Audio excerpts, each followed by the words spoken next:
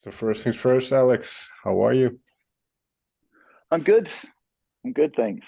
Yeah, It's I think I'm getting ill, but it wasn't going to stop me from meeting you here. very good. And luckily we can do it remotely, so that helps. Yeah, sorry I Yeah, couldn't be there when you're in Amsterdam, but luckily we can do it this way. yeah, man, all good. So, So in terms of getting started on a new album and writing the songs that eventually end up on it, where do you start? Is it just, are you continually writing? I mean, I am, and I'm writing the next record now, Okay. and I'm just discussing with management whether to stop writing and just decide on the songs for the next record because we have a bunch. Um, but yeah, I mean, where do you start? That's a really good question. I think looking back, I can kind of see different points of where I felt like, okay, now I've got it. Now I know what I'm working towards. But now that I sort of have finished the record, I see the whole, every single step as part of the process, if that makes sense. Okay. Um, when I just before, I mean, it's kind of the pandemic isn't far enough away that we can't mention it in certain ways, but the pandemic to me kind of meant that I was going to record an album the summer of 2020. Um, but I decided not to because what was the point? Mm. I took it as a sign that I had been sort of given the gift of time and decided to just keep writing and keep exploring. And I've ended up making a completely different record to what I thought I would. And I'm so happy with the record that I've made. And mind you, it's not out yet. So this is very much my own opinion of my own material. But it's been such a wonderful process that I've kind of aimed to make another record like it. That's what I want to do now. But Big Machine to me is kind of it's been a long process of sort of honing in on something slightly more conceptual than what I've done before. Okay. Um, so that the whole album has a bit more continuity um, and sort of stylistically as well.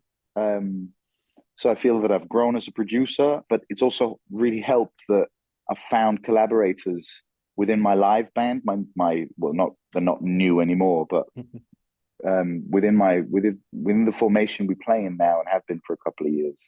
Um, and they're all over the record. They play on every song. They've got writing credits on a bunch of them, most of them.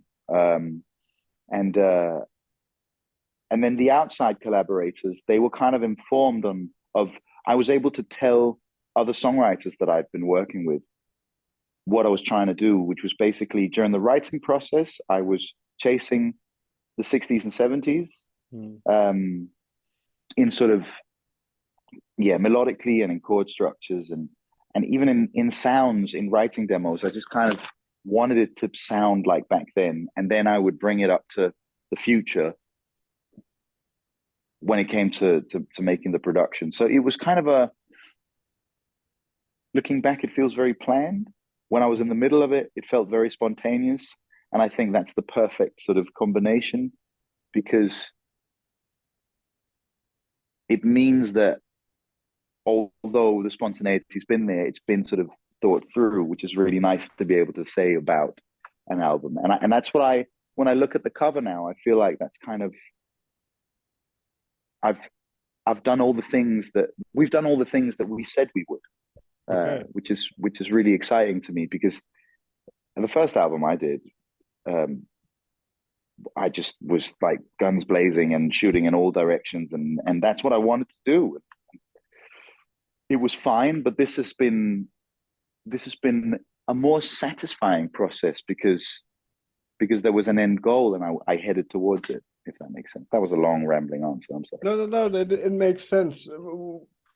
That end goal, when did you kind of, I suppose doesn't happen from one day to the next, but when did you kind of know what that was? Because you mentioned kind of writing an album's worth of material and then kind of flipping it around and going in a different direction. So when did that picture become kind of when to go from abstract to something more concrete for you? Well, I think once I realized that,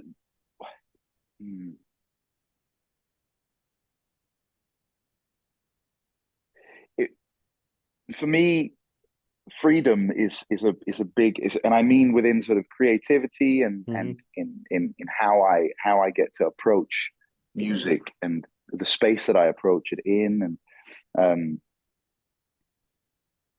a sense of complete freedom and being able to let go of my inhibitions is a huge thing, and it's been a big battle of mine. So what I had to do was just kind of go, okay, well, we're gonna go write a bunch of songs, and we're gonna chase the sound of this era. We're only gonna listen to the music from that time, because at the end of the day, there are so many different things that I would like to do. Sure. Because as a musician, you know, you're curious, and so you want to try it all, and then but suddenly you hear Quang Bin, and you're like, but maybe I should do something like that, and then you hear Adele's record, and you're like, but I could just do something simple like that, and but it just, if you allow yourself to be tempted by all of the sources of inspiration available out there, you're fucked. Well, I am anyway. Because I sometimes can be quite unclear on what I want, so I just kind of go for it. But this time, I think it was around the time of writing when I wrote "You Gazer" and "The Love We're Breathing In" from Big Big Machine. I wrote those sort of within a month of each other, I think. "You Gazer" I wrote mostly on my own, and "The Love We're Breathing In" I wrote with a friend of mine, and they kind of seem to sit in the same sort of, just chord structure wise and melodically, they seem to sort of be of the same world.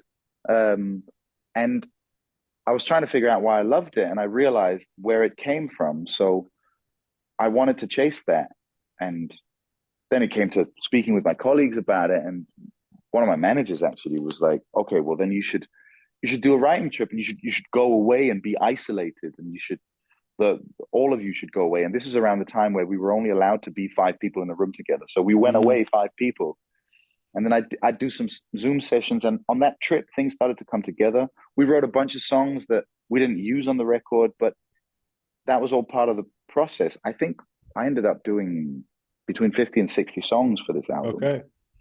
And I cut the last one after we'd had them mastered. Okay.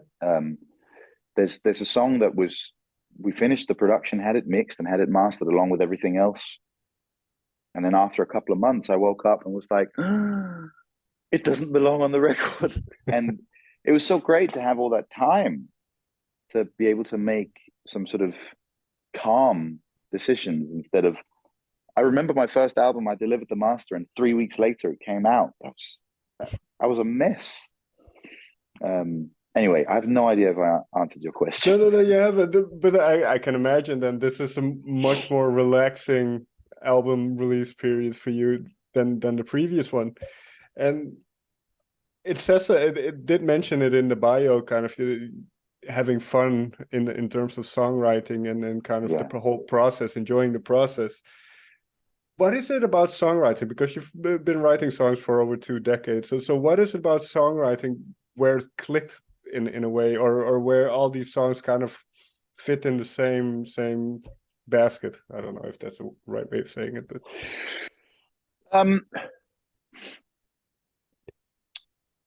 well, I think a lot can be done in production, and that's kind of what I trusted, and which is also why during the writing process, if I was writing with others, I didn't really take too many creative discussions. If people were passionate about a certain thing, I'd just go with it, because often it would bring gifts along with it, and it would open my eyes to ways of seeing the song that I wouldn't have otherwise.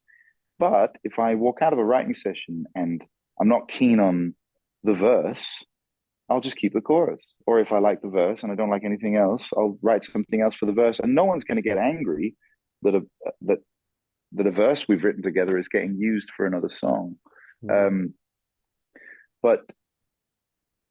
but I think what kind of ties it all together is that for the first time, I've involved a bunch of other producers, in that being my engineer and my live band. And we were the ones that kind of finished the sort of the package deal. And whereas before, it's not that I haven't had partners in crime before with production, but there seemed to be a more sort of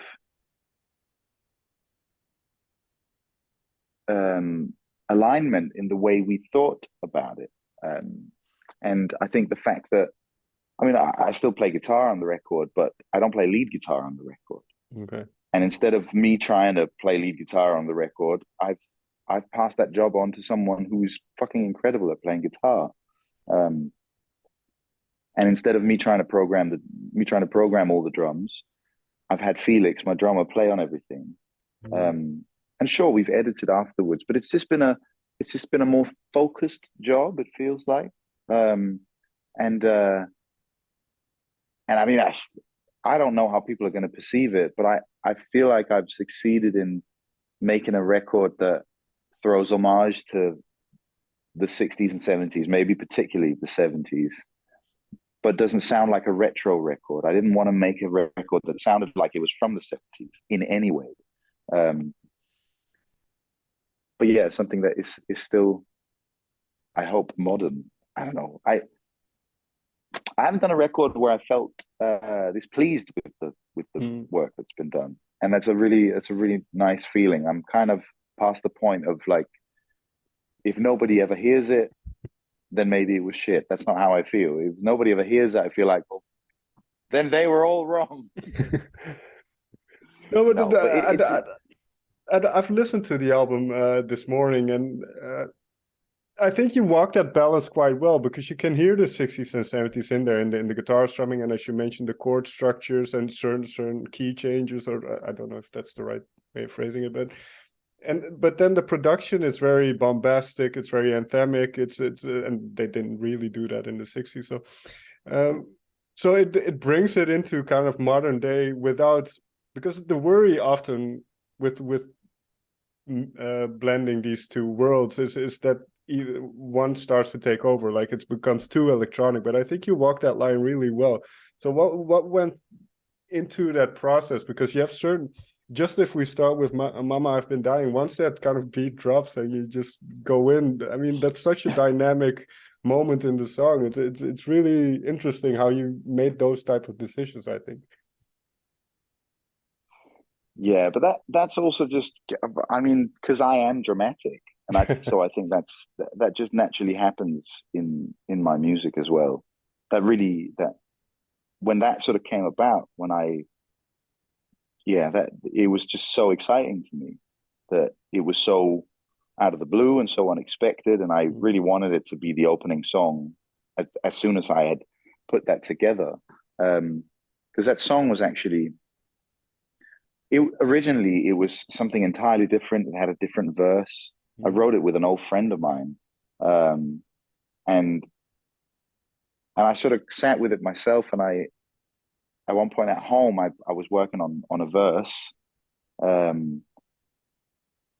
sounded a bit more, well, which basically is the "Mama I've Been Dying" verse now, and pieced that together. And I brought my friend in to I kind of changed things around, and again, like, people don't get offended that you do that, because it's a process. And it made sense in terms, I explained to him what I was trying to do, and it made complete sense. So, and he ended up working with me on a couple of other productions as well. He helped me on Pages, and I think maybe one other one. I can't remember now. But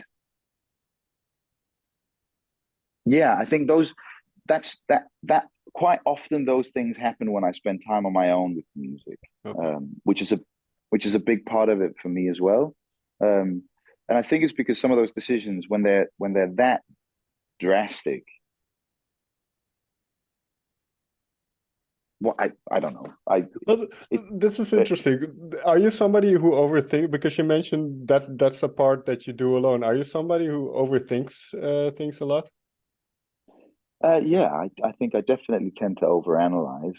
Um, but those things like that dynamic change in Mama I've Been Dying, that only happens when I don't do Hmm. that. That's a moment of freedom, essentially. That's no Right. inhibitions, no rules about anything, no sort of um, I don't assume that anybody expects anything in particular from me, so I can do what I want, and that's so fun. Um, Whereas I've really struggled with um, previous songs of mine that I've done 4 or 5 productions of the same song because I was trying to make it sort of sound like something that radio might want. Hmm. And I'm just really bored of that. Oh, And oh, sorry. Sorry for no, interrupting, no, but no, no, no, no, it's all good.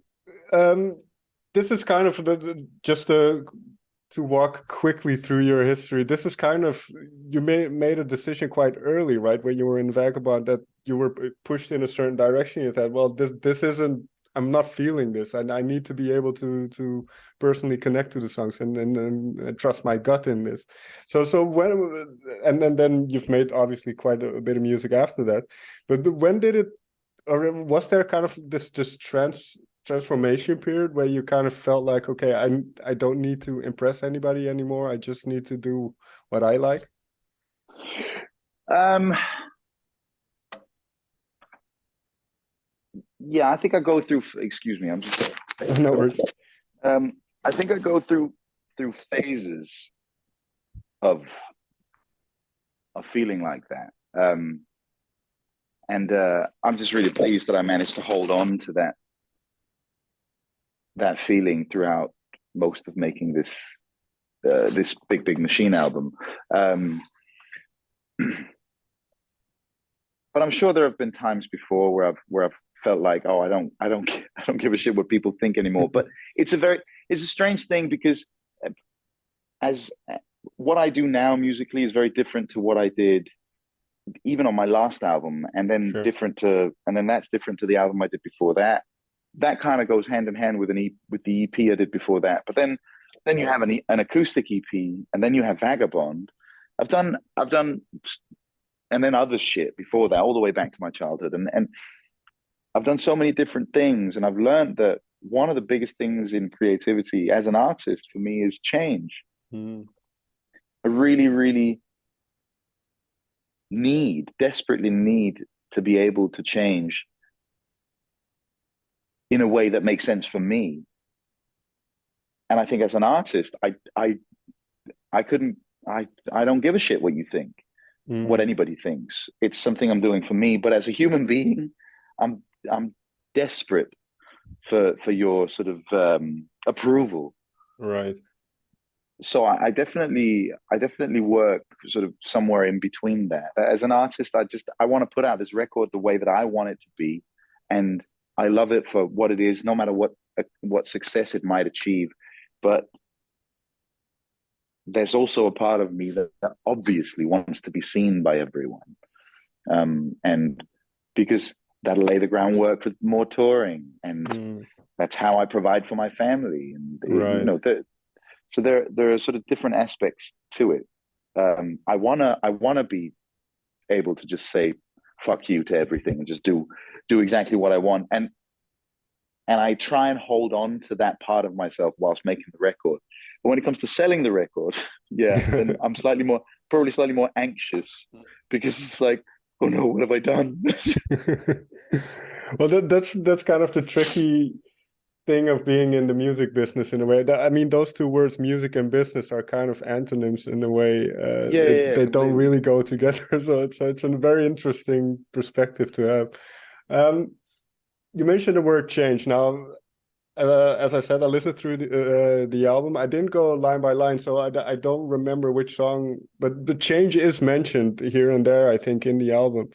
So, and Sure. obviously in different contexts, but how do you perceive change then? Because musically, you say you desperately need it. Is that something you need in kind of your normal life as well? That you get restless if things stay the same too long?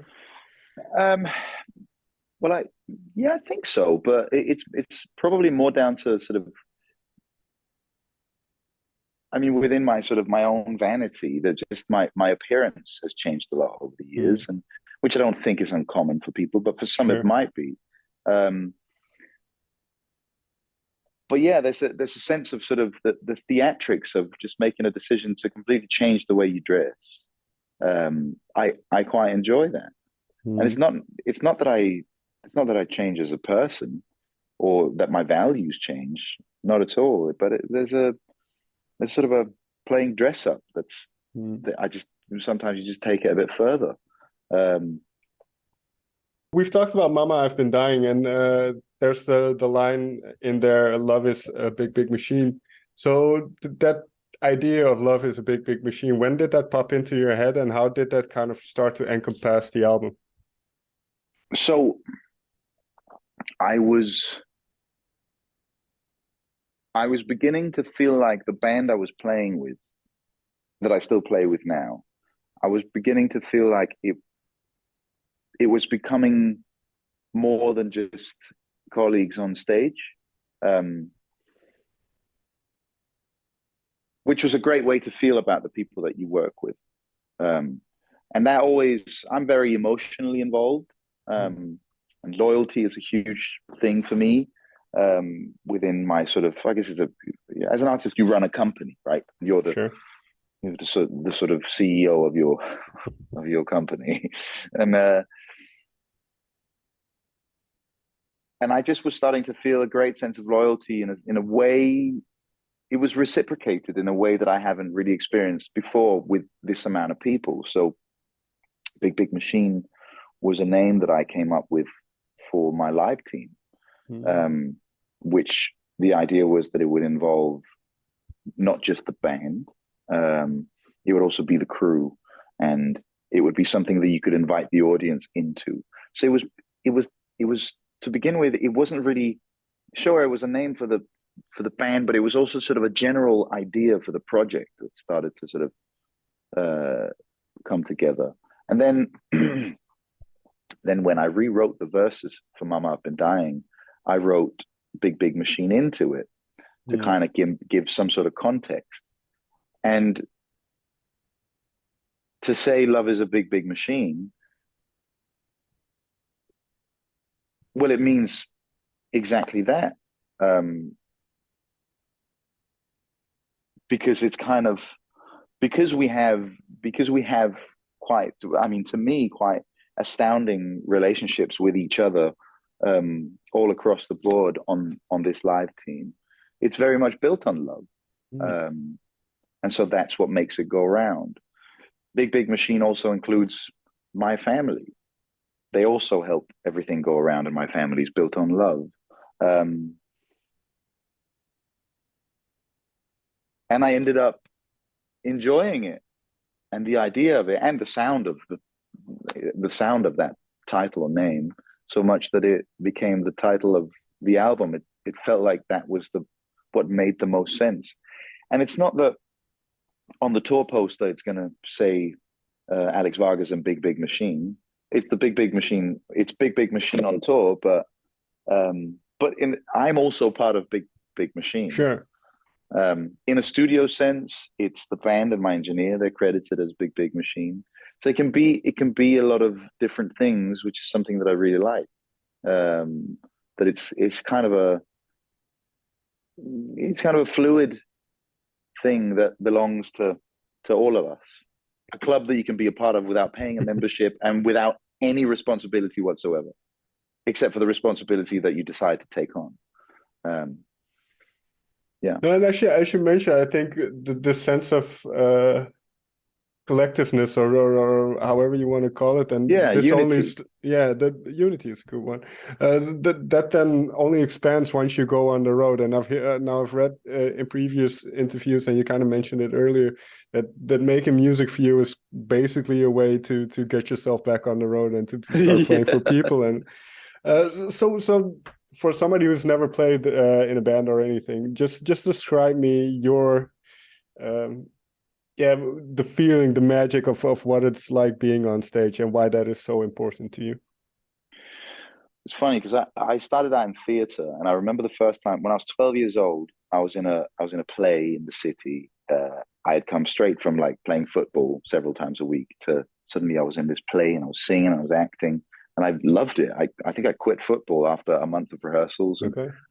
I knew this is what I wanted to do. But what I remember is the premiere, the first time in front of an audience, and how terrifying it was for about 5 minutes until they all disappeared and we just did our thing up on stage. And this sense of being able to, and I've never been able to figure out whether that sounds sad, but it's not meant to.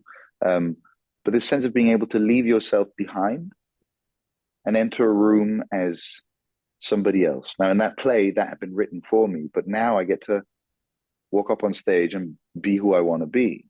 And with it being my own name, I obviously represent myself, but my performances can vary depending on mood Sure. and and weather and size of crowd and what city we're in, and I adore that flexibility. But the main thing is that sort of interaction between, because it's obviously very different for a musician than it is for an actor, because the actor needs to pretend like they're not there, and I have to make sure that they're very aware that I know them, that they're there. But it's a very special and very precious. It sounds a bit, but it is a very precious interaction between crowd and performer. And I say that as a fan of music myself, as someone who Sure. goes to shows. It's you can't compare it to anything. It's and I honestly I don't drink before I go on stage. Definitely don't do drugs. Um, but I haven't had a drink before going on stage for years. And it's not because it's just because I figured out that I have a lot to do while I'm up there, and I'm much more focused if I don't have a drink. For some people, a couple of beers or a whiskey or rum, it loosens them up. It doesn't work for me. I figured out that it just never has. Um, but when I come off stage after a good show, I feel like my pupils are like dilated out past my eyebrows. It's uh, it's it's quite amazing. One sec, Flex, står den ikke derovre? Så jeg sidder bare lige og sluder med det er et interview. Er du ude nu? Og laver noget? Kommer I tilbage her, eller hvad?